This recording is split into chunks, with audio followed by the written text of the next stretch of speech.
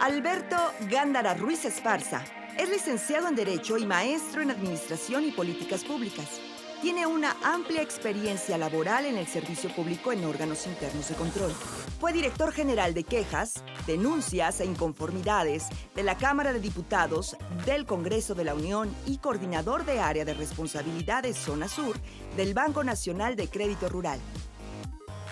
Es autor de los textos Responsabilidades administrativas de los servidores públicos, Ley Federal de Responsabilidades Administrativas de los Servidores Públicos, comentarios, análisis y particularidades en las legislaciones estatales y Derecho Disciplinario Mexicano, Nuevo Sistema Nacional Anticorrupción.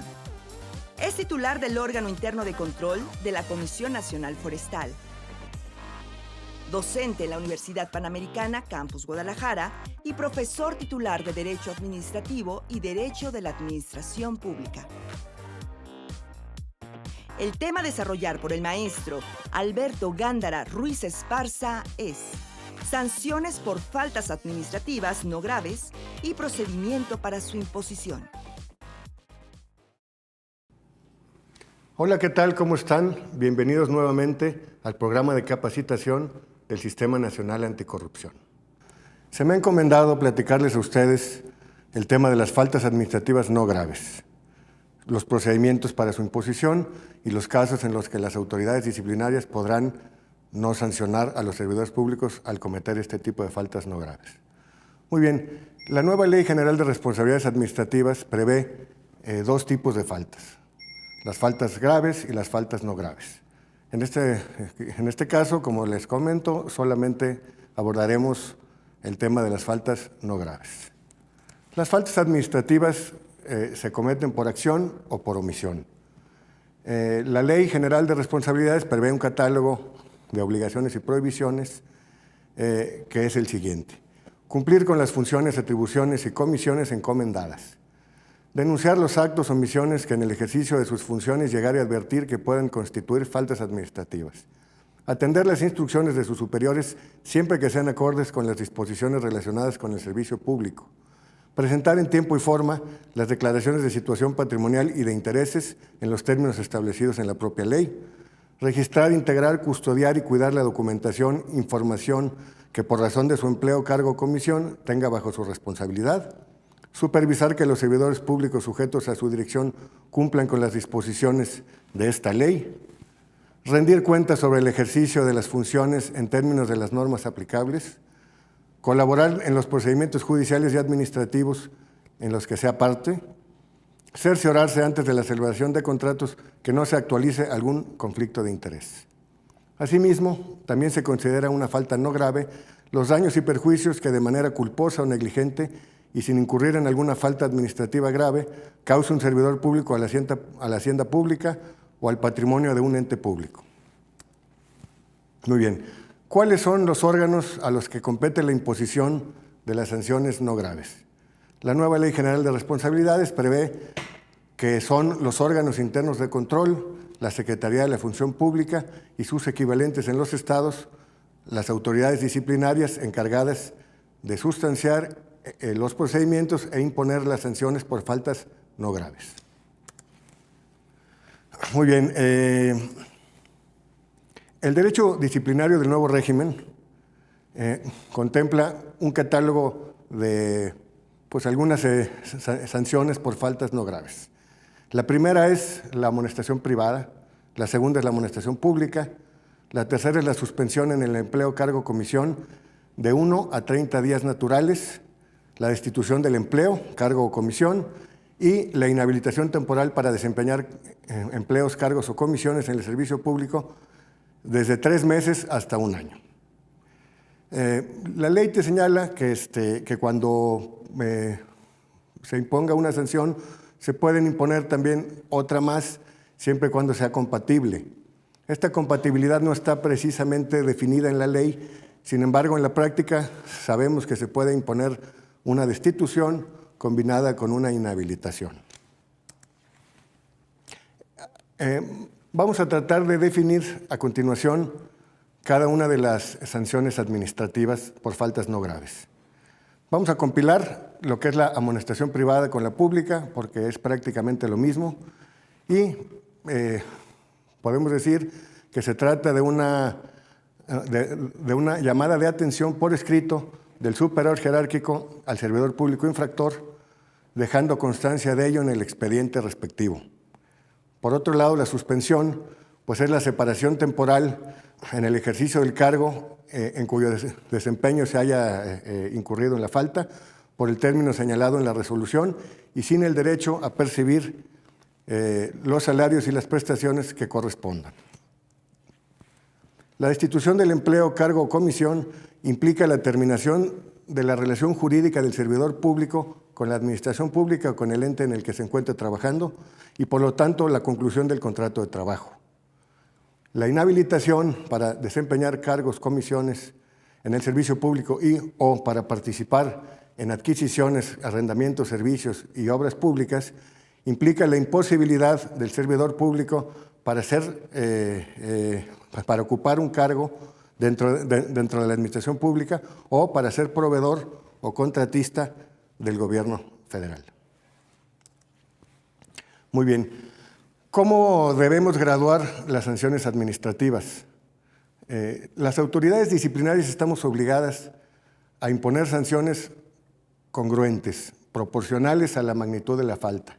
Es decir, dependiendo el tipo de infracción, debemos graduar el tipo de sanción que vamos a imponer, ya que de lo contrario, si no lo hacemos así, en la impugnación que se pudiera dar de estas sanciones, corremos el riesgo de que se declare la nulidad de la resolución por incongruente o por no valorar los elementos que a continuación vamos a señalar. Los elementos que hay que tomar en cuenta para medir o para graduar la imposición de una sanción administrativa son el nivel jerárquico del servidor público, los antecedentes que tenga dentro del propio servicio público, las condiciones exteriores y medios de ejecución, la antigüedad en el servicio y, por supuesto, la reincidencia en el incumplimiento de infracciones de la misma naturaleza. ¿Qué es la reincidencia? La reincidencia, pues, no es más que el que se cometan dos faltas de la misma naturaleza dos veces. Si la primera queda firme, la segunda, en automático, la sanción no deberá ser o no podrá ser igual o menor que la primera. Bueno, a continuación vamos a tratar lo que sería el procedimiento de responsabilidades de los servidores públicos para faltas administrativas no graves.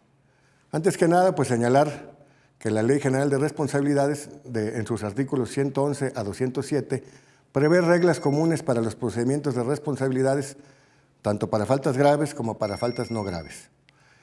Estas reglas comunes se refieren a los incidentes, se refieren al cómo deben ser valoradas las pruebas, a las reglas de las notificaciones, al cómo se deben dictar las resoluciones, entre otros aspectos. Para ser precisos y concisos, vamos a tratar únicamente el contenido del artículo 208 de la Ley General de Responsabilidades, que se refiere al procedimiento por faltas no graves. El procedimiento por faltas no graves inicia cuando la autoridad disciplinaria acepta el informe de presunta responsabilidad que le es turnado por la autoridad investigadora.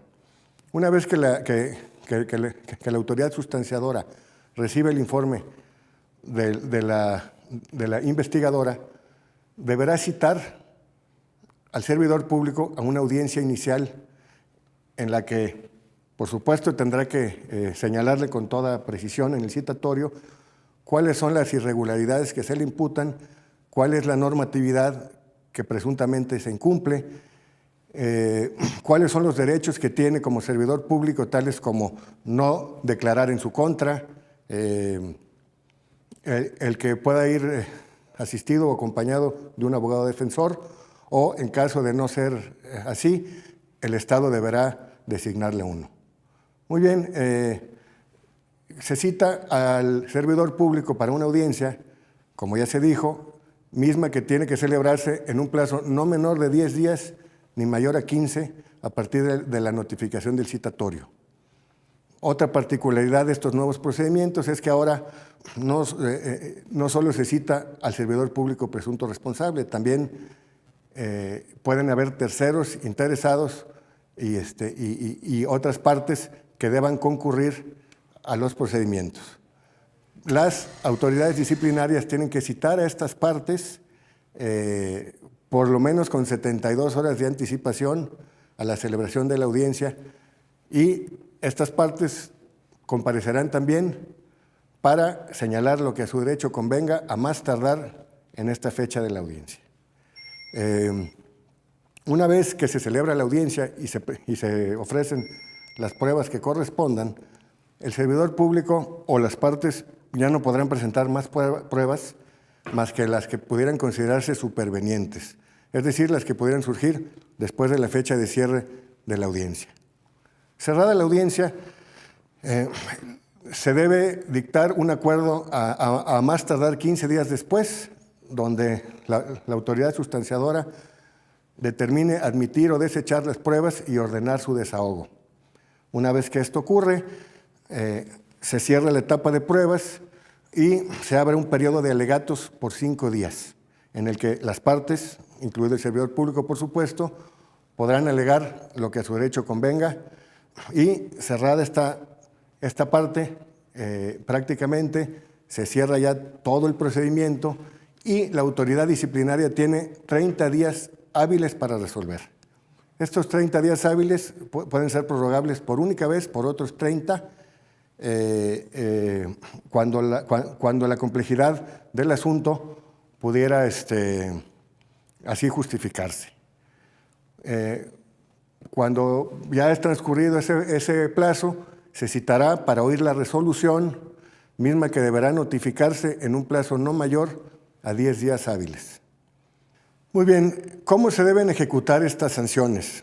La nueva Ley General de Responsabilidades Administrativas, en su artículo 77, prevé que la ejecución de las sanciones corresponde a los propios órganos internos de control o la Secretaría de la Función Pública. Esta ejecución deberá llevarse a cabo de inmediato en los términos en los que disponga la propia resolución, y, tratándose de servidores públicos de base, la suspensión y destitución serán ejecutados por el titular del ente público correspondiente. Muy bien. ¿En qué casos las autoridades disciplinarias, es decir, los órganos internos de control, la Secretaría de la Función Pública o los equivalentes en sus estados, pueden omitir el sancionar a un servidor público o pueden abstenerse de sancionar a un servidor público? Bueno, el artículo 77 prevé claramente que las autoridades podrán abstenerse de imponer la sanción que corresponda siempre y cuando el servidor público no haya cometido otra falta previa por la cual haya sido sancionado y que su actuación sea de buena fe, es decir, que no haya dolo y que pues no exista una intencionalidad, de lo cual se tendrá que dejar constancia en el expediente respectivo. Asimismo, el artículo 50 de la propia Ley General de Responsabilidades prevé otra posibilidad para que las faltas administrativas no graves no sean sancionadas. Y es cuando el daño o perjuicio a la hacienda pública o al patrimonio de los entes públicos no exceda 2,000 veces el valor diario de la unidad de medida y actualización y que este daño haya sido resarcido o recuperado. Muchas gracias por participar con nosotros. Espero que haya sido de su utilidad el tema expuesto.